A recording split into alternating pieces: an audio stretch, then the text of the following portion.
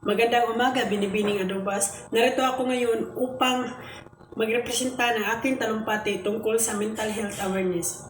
Sa gitna ng ating paglalahad para sa kaalaman at tagumpay, madalas nating nakakalimutan ang pinakamahalagang aspeto ng ating pagkatao, ang mental health awareness.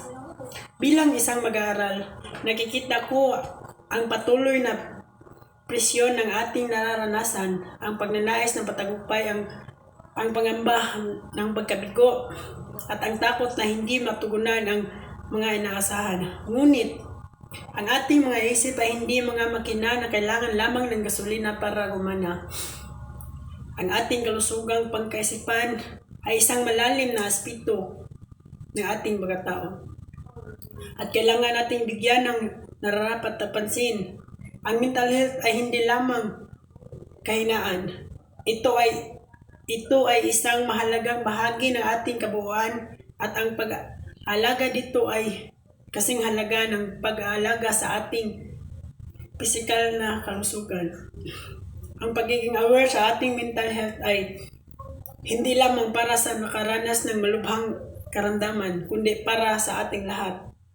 Tandaan, hindi tayo nag-iisa sa ating pagkikibaka.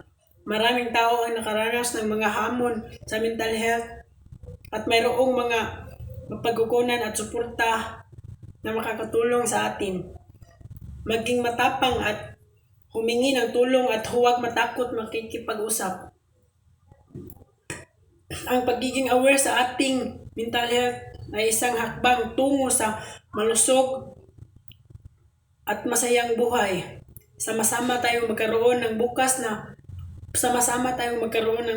pag-uusap tungkol sa mental health, at magsusumikap na lumikha ng komunidad, pagbigay ng suporta at pag-unawa sa lahat.